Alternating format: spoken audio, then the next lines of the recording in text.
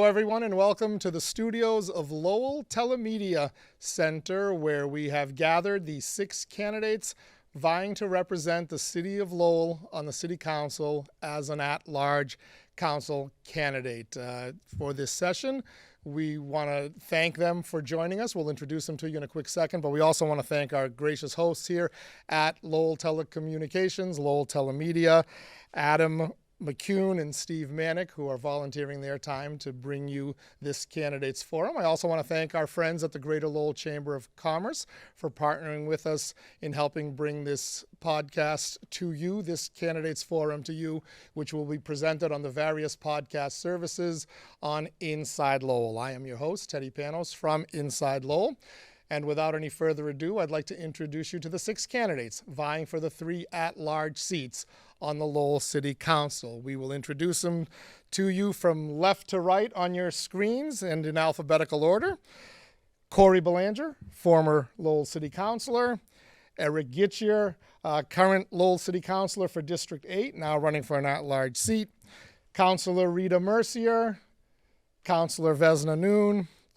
We have Bobby Tubielli and Virak Oy. So, folks, thank you for being here. I appreciate your patience as we prepared for this. Let's start. First, we'll give you an opportunity to make an opening statement, 1 minute to each of you, starting with you, Corey Belanger. Thank you very much, Teddy, and to all of your partners that made tonight possible. Thank you very much. My name is Corey Belanger. I am running for City Council at large, and today I will be asking for one of your 3 votes.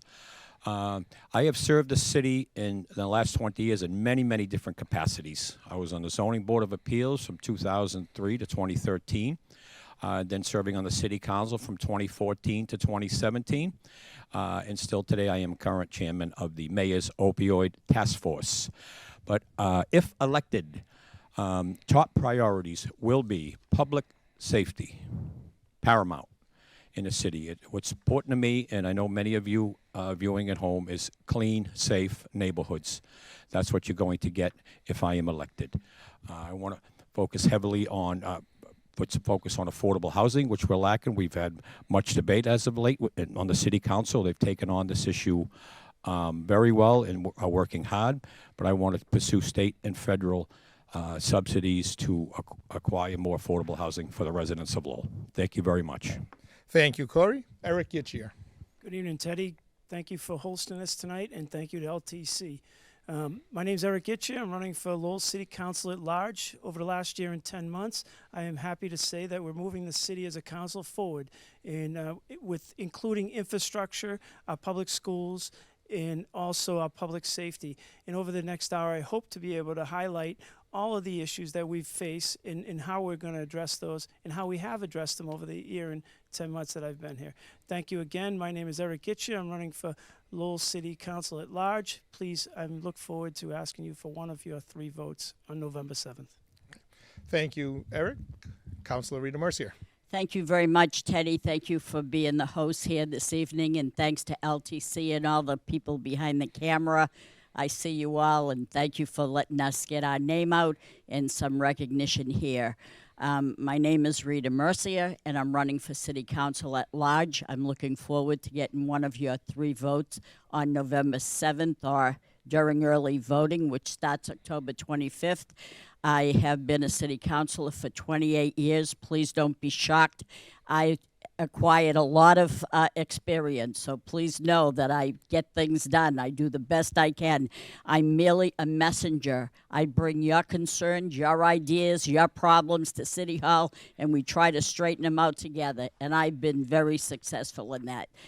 So please think of me with one of your votes on November 7th or earlier. Thank you very much. Thank you, Rita Mercier. Vesna Noon. Thank you, Teddy. Thank you, LTC and Chambers for hosting us tonight. My name is Vesna Noon. I had been honored to serve on the City Council with all my colleagues. If elected or if re-elected, here's to-do list for me. It's going to be focused on helping a business strive, responding to homelessness, and ensuring sound financial planning, improving school building, promoting sustainabilities, and seeking outside revenue to address our need in terms of the infrastructure. So looking forward to work with my colleague the next 2 years to do all that. Thank you. Thank you, Vesna. Bobby Tubielli. Good evening. My name is Bobby Tubielli, and I am a candidate for Lowell City Council at large for the second time. I ran for the first time 2 years ago behind 3 strong incumbents. I came in 4th place with over 4,000 votes. So I want to thank everyone who's watching who may have voted for me. Thank you for those votes, and also thank you for your trust. The decision to run again was not an easy one. It was took a lot of thought. And the one thing that came to my mind in choosing to run again was to make sure that we are continuing to move Lowell forward and making sure that we can do better. And in knocking doors, one of the main things that come to mind and comes out of those conversations is making sure that we have a strong downtown, we have a vibrant downtown, we have a strong workforce. My background as a HR professional, as a small business owner, as someone who's been fighting for fairness and fighting for Lowell being a welcoming city is something that I will also be bringing to council if given the opportunity to serve. Thank you so much. Thank you, Bobby. Virak Oy. Thank you, Teddy, and thank you, LTC, for hosting this forum.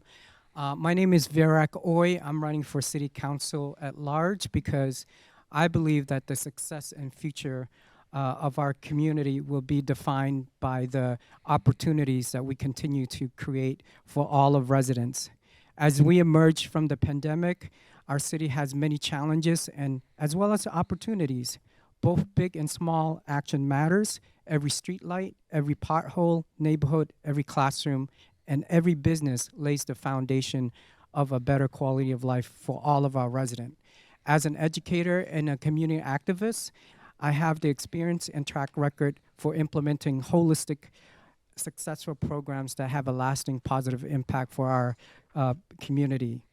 I see myself as a leader that can galvanize our community together to address education, mental health, housing, public safety, and our local economy.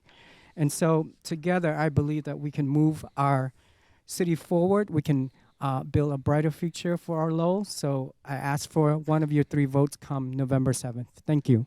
All right. Thank you, Virak. If you'd be kind enough to work the microphone down to Mr. Gitcher. Mr. Gitcher, we'll ask the first question of you.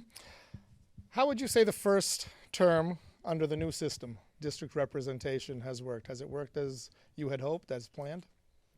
I think, Teddy, and thank you for the question, I think it's worked excellent. I mean, when you start looking at the capital improvements that this council has put in place, $31 million this year. We start looking at the Acre Crossing. We start looking at the Bottle concession stand in Belvedere. We start looking at our water infrastructure. We start looking at the improvements in the city that have been invested in with this council. I think that we're hearing more from residents. So we're not just lip service anymore. We're here, and district councils are held responsible, and each one has stepped up to the cause, as you can see in this election, where there's very few candidates against them. So I think that as we move forward, we are moving this city forward. This council is very strong, and that's what led me to run at large. Is a piece of me said, you know, why not work harder? And because we get calls, all of us, from different parts of the city, and I think the at large piece would give me that opportunity to continue the work that I started. This council has also pushed for fire companies opening, and we all understood that that was an importance for district representation. And thank you for the question. Okay, thank you, Ms. Mercier. This is a very interesting question because I will tell you, at first I was very adamant in not supporting the change. Sometimes you're set in your ways and you see that something works, why change it? That's what I saw with the way that 9 city councilors at large worked. But the voters spoke, and no matter what I say, the voters have the final word, and the majority rules. So in that instance, having served for 2 years now with the new system, I'm very happy with it. I'm very delighted, and I shouldn't have been so concerned, but I was. We have 8 district representatives that do a tremendous job. They handle their neighborhood situations and concerns. it leaves me as an at-large with a little less to do. So thank you very much, everyone. I really appreciate it. It's working fine. Thank you. Thank you, Ms. Mercier. Mr. Noon. Thank you very much. As Rita said, you know, I know that a lot of my previous colleagues, are very, find it difficult and uncomfortable with the change, right? And at the time, I strongly believe that this change will make us stronger and healthier as a city, and which it did, as evident. This past council, this district councilors, some of the district has no representation before, and now we do. And so each district councilor demand their fair share to the neighborhood improvement, park improvement, and so happened that just about every district got DV up $1 million to fix up their park and the neighborhood improvement. Councilor Kachias has indicated as well that unprecedented that we have 10 new fire trucks and no company closing from fire department. So that's priority for us. And so there's a lot more that the city have done with the change in how we vote. So I'm sure going forward we will have the discussion of how we open this up to have including new idea, new voice to this kind of system. Thank you. Okay. Thank you, Mr. Tubielli. Thank you. Great question. There can always be improvements, right? And one of the things that I really enjoy seeing over the years is how responsive this administration has been, specifically around cleaning up the downtown and making sure things are a little bit more trash pickup, things of that nature. As we're talking about the system that we've moved from all at large to hybrid, having neighborhood representation and citywide, I think the biggest thing is making sure that we can work together as a strong team.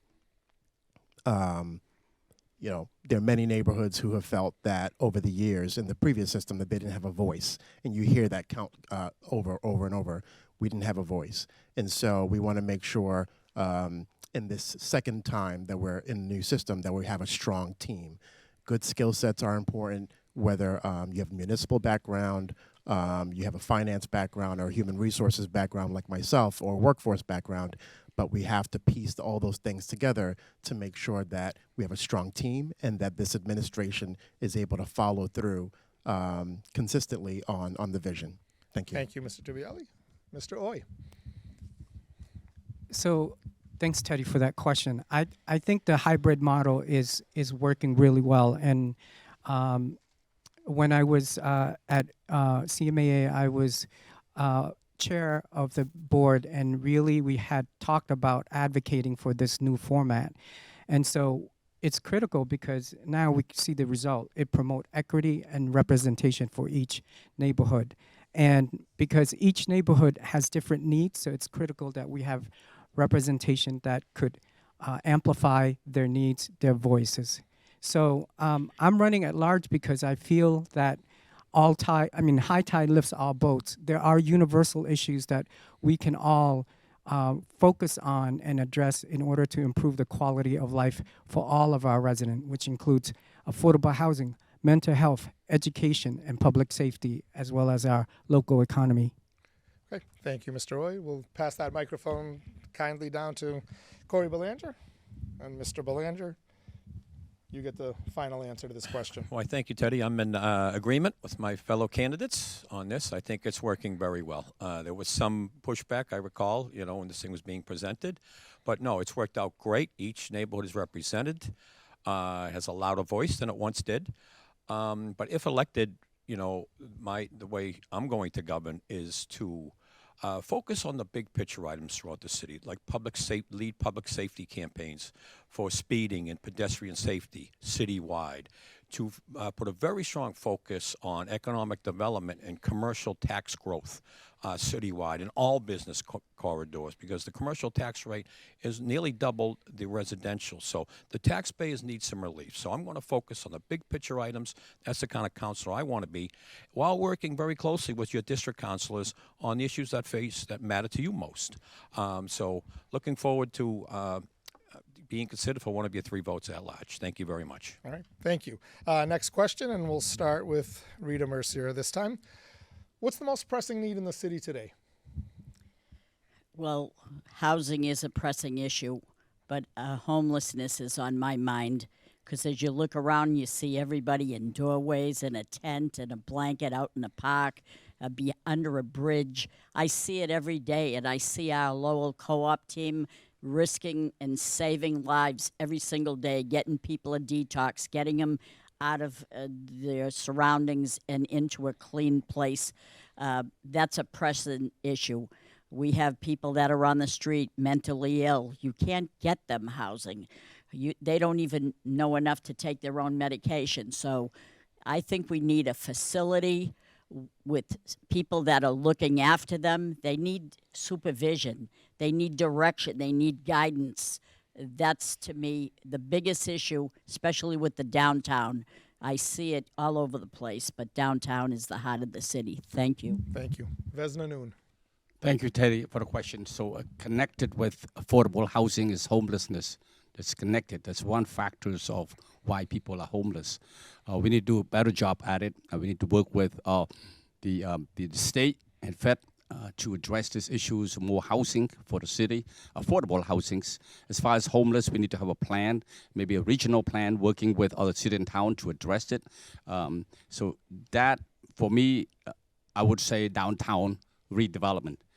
Downtown we put a lot of resources into the downtown businesses and helping them.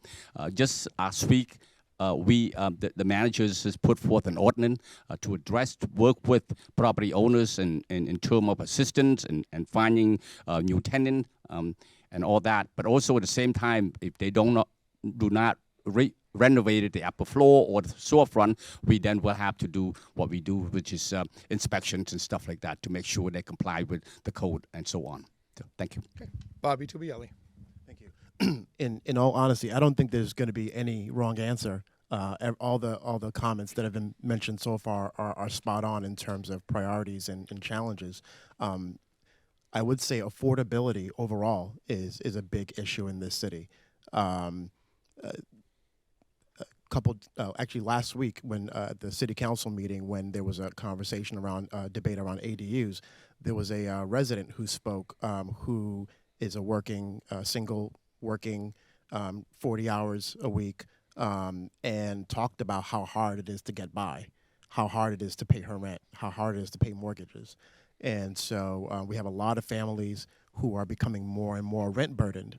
And we see this information and this data from Community Teamwork's most recent community needs assessment. And so part of what I think in terms of solutions, not just talking about problems, is what are the plans, what are the roadmaps, how do we dig ourselves out of these crises?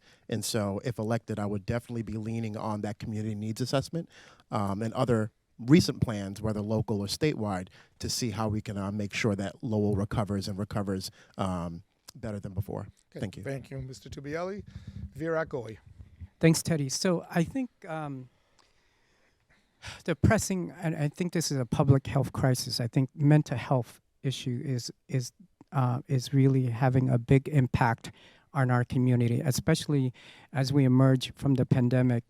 The pandemic has had a profound impact on our community in terms of mental health, along with other things. And so I would like to address mental health and substance abuse and addiction as one of my top priority. And that lends itself to housing issues too. So some of the solution that I think we should focus on is definitely focus on affordable housing by enforcing inclusionary zoning policy that requires new developments to include certain percentage of affordable housing units. So that's something that I would like to do. Okay, thank you, Mr. Oy. We'll bring the microphone down to Corey Belanger. Corey? Well, thank you for the question, Teddy. My top priorities would be, I think the cities are most need of is, again, housing, but, we also have to consider the taxpayers, okay, who burdened 9% the last 2 years. They need relief as well. So as far as the affordable housing aspect of it, we had the big AD issue, just was resolved, voted on last Tuesday. I was not supportive. I did not think that was a solution for what we're trying to accomplish. But that doesn't mean we can't get this resolved. Now, what I want to do, the route I want to go, is to pursue state and federal housing subsidies that Lowell's been very, very successful on obtaining these subsidies to put in the hands of our local nonprofits to therefore they can create affordable housing, and they're bound to it.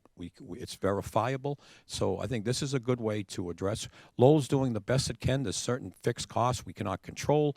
Interest rates and building costs are astronomical, and these are things that are out of our control. But I think this current council is doing a very good job considering the current climate.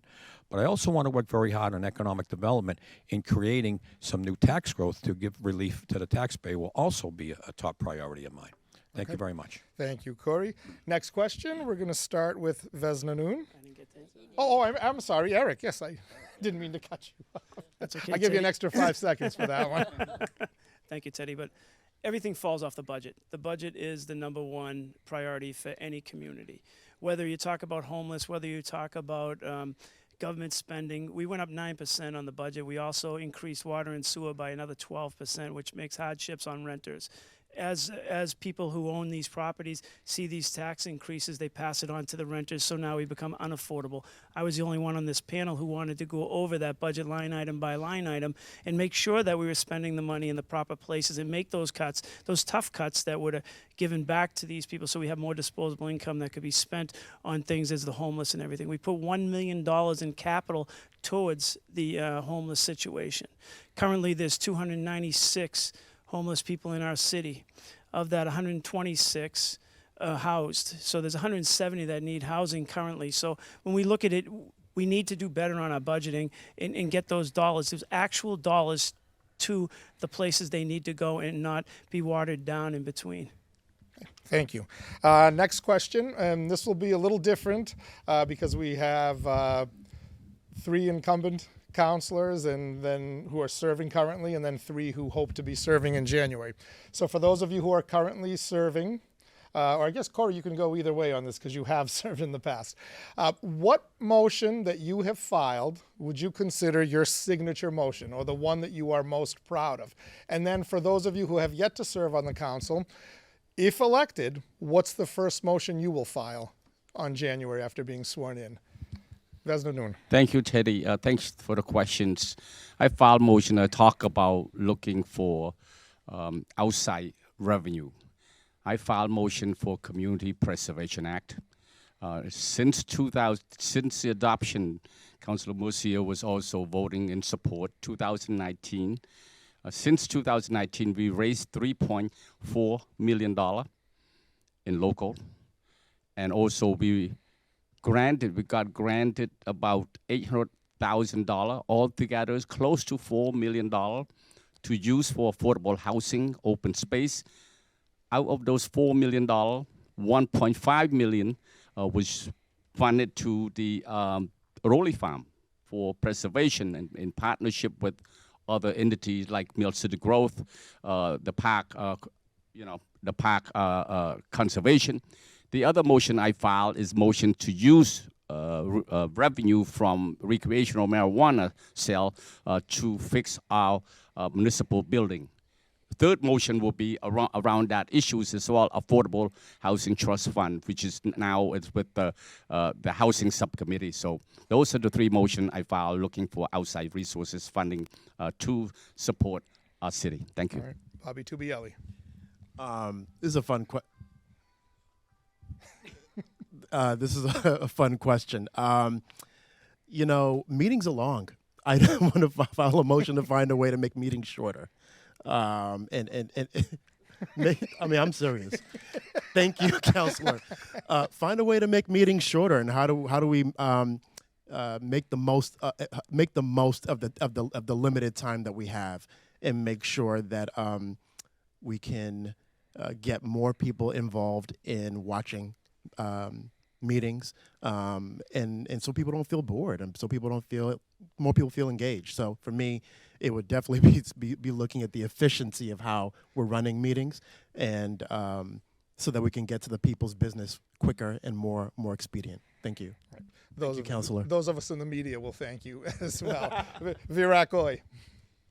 So I would like to file if I get elected, I would like to file motion to get more funding for our police officers and firefighter. As of this point, currently, I think we're about 35 to 40 policemen short in our police department. So I think that's an important agenda to focus on, finding funding to address that issue, because that will help improve public safety. It will make our community feel safer, and it will also lends itself to finding ways to find money to do professional development and training for our police officers so that they can learn how to de-escalate situation, as well as finding ways to support those who have mental health issues. So I think that's the motion that I would file. Okay, thank you. We'll work the microphone down to Corey Belanger. And Corey, I guess you can go either way with this. Talk about what was your signature motion from the first time you served on the council, or what will be the first motion you file if elected in I'm going to do January? both, Teddy. Thank you very much for the question. The motion I was most proud of when I was in the city council was in 2015, when I made a motion to then Chief Taylor to come up with a program that sort of reflects on what Gloucester did, called the Angel Program, which was an outreach street team to fight the opioid crisis. It was revolutionary at the time. It made nationwide coverage. So it was just days later I made the motion the following Tuesday, and then Chief Taylor at the time came back with the organization of the co-op team, which Councilor Mercy alluded to, which now has done great work over the many, many years. There's now clinicians on board. It's really morphed into a very, very effective boots-on-the-ground street team. So very proud of that motion. But let's fast forward. If elected in January, my first motion will be to examine all city parcels that are available for commercial growth to create new tax growth. Thank you very much, Teddy. Thank you. Eric Gitchier. Thank you, Teddy. It was infrastructure efficiencies. I think we looked at the high school right off the bat and the overruns that were going to come, and we asked the manager to go back and get state legislators to support us in trying to get more MSBA money.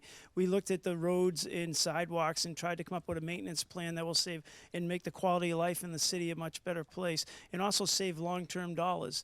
We've looked at a lot of the infrastructure in the city as it was going down, and how do we save long-term dollars? The fire department fire truck, I was a co-sponsor of the motion to get fire trucks. So, and we looked at company openings. So, and I don't agree with cutting meetings shorter. I think that meetings are the length they are because there's business to be done. And when you got a $550 million budget and there are things that need to be done, you do them in the open public so the residents can understand exactly what is going on in government at real-time speed. So I think that, just cutting back government to say, look, we're going to slow it down, is not doing the people justice. Okay, thank you. Rita Mercier. Thank you, Teddy. In all my 28 years, I have filed many wonderful motions, signature motions, but the one that stands out in my mind is the day that I made the motion to find a new senior citizen center for our seniors, and we did it.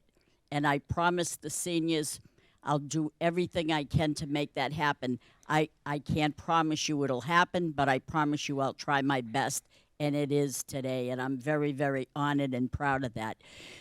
As city councilors, we never know what's going to happen. We never know what's going to face us until we get there and things happen. Then I will make my motion, but I think the first one, I really can't say yet because I haven't been there yet, but I do appreciate the question. I'll still think about that. Thank you. Thank you, Rita Mercier. The next question, we're going to start with Bobby Tubielli. This current council has raised taxes a combined 9% over the last 2 years. Some have said way too much. Others have said we needed it. On top of that, though, the city has also granted the once-in-a-lifetime opportunity, we hope once-in-a-lifetime opportunity, of $76 million in ARPA spending. As you sit here today, is that money you've spent wisely? Has ARPA money been spent wisely? All of it, and All the of tax it, yeah. increase as well. Yeah, so there are a couple of things. One, obviously, return on investment, right? So the return on the return on that was making sure we have services that can be provided to residents. And do residents actually see that on a daily basis? That question, I think, should also be asked to the taxpayers. Do they feel that they're getting their money's worth? For myself, I see some good parts, and I see some parts that can be improved, truthfully speaking. I also think, too, that we need to do better in terms of transparency. Councilor Gitchier talked about the budget, and I think that that's an area that we can do a better job at in making sure that individuals are aware of where the money is going. I know with ARPA, there was a discussion around the dashboard. It took a long time for that dashboard to be rolled out, and I don't know how frequently updated it is. But that's something, especially if it's once in a lifetime injection into the economy, people need to know where the money is going, so that we can do the business better. Thank you, Bobby. Virak Oy. Yeah, I think, should I get elected, I definitely want to work collectively with all of the city councilor to come up with the metrics that we can gauge the performance of our city operation, our government, whether it's against affordable housing, providing services for mental health, providing appropriate funding for infrastructure and for our schools. So I think definitely I understand that there's a need for tax increase at times to keep staff and give council the projects that we've asked the city manager to implement. However, I think we can't continue to increase tax to our resident to foot the bill as a result of lack of budget management. So I definitely want to focus on that. ARPA money is not distributed fast enough to that could have funded a lot of mental health issues, as well as improving local economy and job training. So I think there's a lot that we could do better. Right. Thank you. As we'll get the microphone back down to the other end to Corey Belanger, I'll repeat the question. 9% increase during this council term, combined over 2 years, $76 million in ARPA funding, an awful lot of money available. Yes. Has it been spent wisely? Thank you for the question, Teddy. But let's first reflect on the 9%, as I mentioned earlier in the debate. Going door to door, believe me, I have heard an earful. I mean, the taxpayers need relief. And that's where my small business experience is going to come into play here by focusing largely on economic development and new tax growth, as I've been saying over and over again, because it's very important. They need relief, and I promise to deliver that. But as far as the ARPA funds, 76 million, there's about 30 some odd million left, low 30s, so approximately half is gone. So I've been watching in, like much of the public. I think it's been very transparent. I think on the website, I think the council and the city's been very transparent on expenditures. And I think they've been focusing on items that are much needed, infrastructure, new fire trucks. So I commend the council. And lastly, please, save some incumbents, save some for me when I get there in January. Thank you very much. Eric Kitchia. Thank you.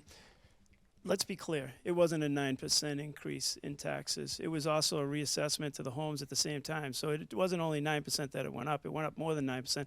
And I did look at line items, and we did try to make those cuts, but we didn't have the will of the council. So I would say that we could have done better on that end. When we look at opera, I think two managers came in. When you look at Manager Donahue and you look at Manager Golden, they had some tough tasks in front of them.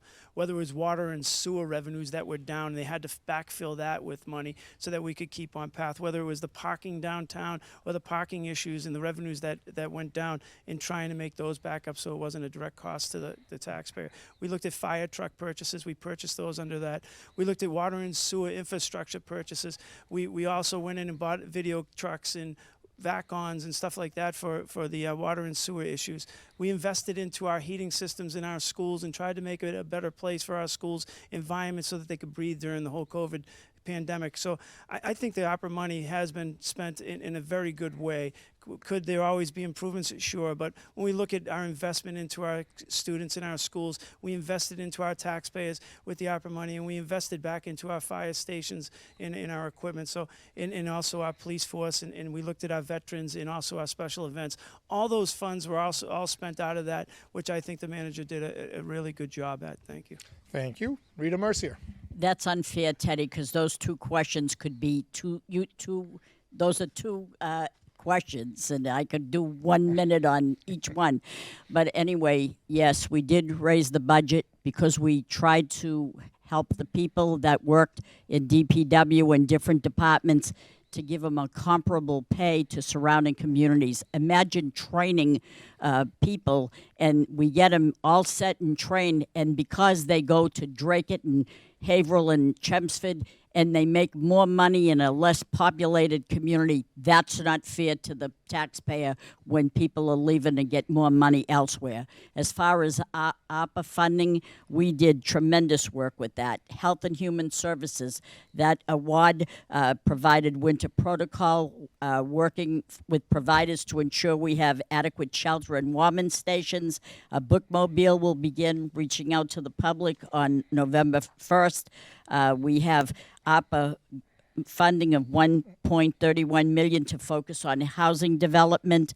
The recreation. See what I'm saying, You can finish Teddy? your sentence. All right, Vesna Noon. Oh, thank you. Thank you, Teddy. As far as fund taxing, I think, we need to be careful. We can't tax our way out of, service. I believe that outside resources, outside revenue need to be looked at. I understand that we tax because of the cost of living for staffing and also for service to the resident, but 9.5% is too much for our residents, especially our senior who rely on fixed income. As far as ARPA money, $76 million. I know that the city have done a good job in terms of divvy it up to various program and public safety, the infrastructures, affordable housings, and so on. I think going forward, this is only 2 more years of ARPA. We need to look at, like I said, outside revenue to do all this work that we do. Otherwise, we're going to be in trouble. Only 2 more years left to do this. Okay. Thank you. And the final question, we're going to start with Virakoi this time. The Hamilton Canal Innovation District was seen as the last great hope to revitalize Lowell's downtown. Frustrating lack of progress there in terms of job creation and economic development. Is it time to give up that and turn it more into another residential neighborhood? And if you want to stay the course, do you have a specific plan for how to create more jobs and make it more like that vision? Yeah, I think we should focus on moving the project forward. I think it's been moving way too slow. We need to figure out a way to move that project forward, and I think it should be a mixed development, continue to be the original plan, a mixed development project where, my philosophy around urban development or any development, it's a development that benefits all people, whether it's business, small business, as well as the residents. So I'm a big believer that it should continue to be a mixed development project. And in terms of job creation, I like to see any contractors as part of this project should be subcontracted to some of our minority-owned contractor construction workers so that we can distribute the wealth a little bit and more job opportunity for our minority groups that have not been able to access some of those opportunities in the past. So I think that's one way that we can really focus on. Okay. Thank you, Mr. Roy. Corey Belanger, to you, Hamilton Canal Innovation District. Is there still hope it can be a downtown economic driver, or is it time to switch directions? Oh, there most certainly is, Teddy. If elected, we will stay the course, most certainly. But we will do it in a much more aggressive manner. Now, that's been a very big topic of mine. I just come out with a statement and a vision, if you will, for the Hamilton Canal on my Facebook page, Corey Belanger for Lowell City Council. Now, that parcel has been sitting idle for far too long. Okay, we are all tired of looking for rubble. I mean, there's no finger pointing here. There's valid reasons for that, such as the interest rates and COVID came along and sidelined everything. However, it is time for action. That is a tremendous, tremendous potential, as I've been alluding to many times in this debate, commercial tax growth. It is there. Okay, we can create retail, commercial, perhaps some manufacturing, and and a combination of housing to make a vibrant atmosphere. So I will elect to, if elected, stay the course, work hard, be proactive. Thank you. Thank you. Eric Kitchier.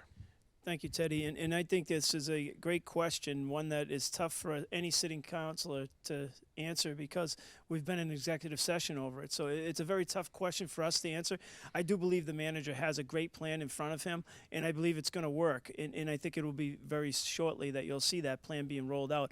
But as a city councilor, for me to say one way or the other after being in executive session, you kind of handcuff the conversation at this point, and that's troubling for me because I do believe it will revitalize downtown, and I believe it will have an effect that all of us will be proud of in the very near future. So I do agree with Corey Belanger on what he said, and I do believe that it will come around very shortly during this term. Okay. Thank you. You want to leak any of that out now? No one's paying attention. Teddy, you'll get the leak. You already know that. There's a waterfall in your room. Yes. Rita Mercier. Yes, thank you. I believe this is my thoughts. What do we have close by there that everybody goes to every single day, and that's a courthouse? If I were a developer, I would build a lot of office space and open it up to attorneys. I mean, they wouldn't have far to go to work. They wouldn't have far to go to court. It's all in one place. That's what I look for. Not that I'd want their services in the courthouse, but if I did, that would be it. Or if I were an attorney. Also, shops, if we could have shops and business offices. Do we need more housing? Probably you could set aside a development for housing. And of course, when you get my age, the only thing you look forward to is a good meal. I'd like another restaurant there of some sort. Thank you. Thank you. Vesna Noon. Thank you, Teddy. So the Hampton Canal District, to help the tax base for the city and to help the garage, the Hampton Canal garage, we need to do a mixed-use storefront and then affordable or market rate housings on the upper floor so that create foot traffic, the use of the parking garage that we have, because in the past, we have been paying to the deficit on the parking enterprise. Every year is a couple $1 million. That needs to stop. So to do that, Hampton Canal District going forward, the negotiations that the managers and his team has had, it's going to come. It's going to public's going to hear it. It's going to be a good outcome for the city going forward. Thank you. Okay, thank you. And lastly to you, Bobby Tubielli. Sure, great question. So I've been around downtown enough to remember the JAM plan and the Jeff Speck plan in 2010, and now we're talking about Hamilton Canal. And we have a lot of amazing assets in that particular area. We have Mill Number 5. There's farmers markets that happen there on the weekends. We have the Lowell Community Health Center. We have a school, Lowell Community Charter Public School there. And we have some small businesses. We also have the Innovation Hub there. And then we have 201 Canal residential building there. So there's a lot of opportunities there. But I think, no one knows the future. No one could have predicted the pandemic. No one can predict it, cost of materials increasing. And so if I would absolutely be for staying the course and making sure that we stay with the initial vision of a mixed-use area. But we also need stronger communication in terms of where that development is going, what are the challenges, and what needs to be pivoted if a pivot does need to happen. So stronger communication for sure. All right. Thank you, Bobby, and thank you all of you for answering my questions. I'm going to give you one last opportunity to make your closing statement. We've come full circle Corey Belanger, you get to go first again. How's that? 1 minute, Teddy? 1 minute, yes. Because you guys aren't done yet. You have to go downstairs and talk to the downtown neighborhood group now. Yep, never ends. Well, Teddy, thank you so much for this evening. Yourself, LTC, Chamber of Commerce. Again, my name is Corey Belanger. I am running citywide. I will humbly ask for one of your 3 votes at large. I think I've tried to lay out my vision for the city as best as possibly can. Public safety, clean, safe neighborhoods, a top priority. Focusing on tax relief. I've heard door to door. I have heard your concerns about increasing taxes, and I'm going to work very hard for you. As well as addressing the affordable housing situation, which I think we have a good pathway to do so. So we can bring the city forward, working as a team. I have no doubt in my mind. I have a very optimistic appraisal where the city is at and where we could be under the right leadership. So that being said, on November 7th, just 2 weeks, the choice is yours. I humbly ask for one of your 3 votes at large. Thank you very much. Thank you, Corey. Eric Itchier. Thank you, Teddy, and thank you, LTC, for tonight. Over the last year and 10 months, this council has worked hard.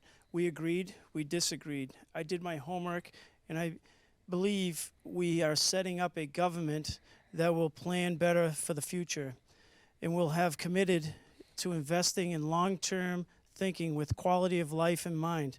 I want to thank all of you. It is your votes that will shape the future of our city. I respectfully ask for one of your 3 votes on November 7th. Thank you, Teddy, for having us. Thank you. Rita Mercier. Yes, thank you, Teddy. I'm very honored to be here. Voters of Lowell, please, if you go to vote, thank you very much because you're doing your civic duty. You can't really complain if you don't get out there and vote, and if you do, I would like one of your 3 votes if you could please do that. And I say to these 5 gentlemen here, please be gentlemen and give a woman a seat. And I hope that they do that. I'm very honored to have served all these years. Don't let my age fool you. It's called experience.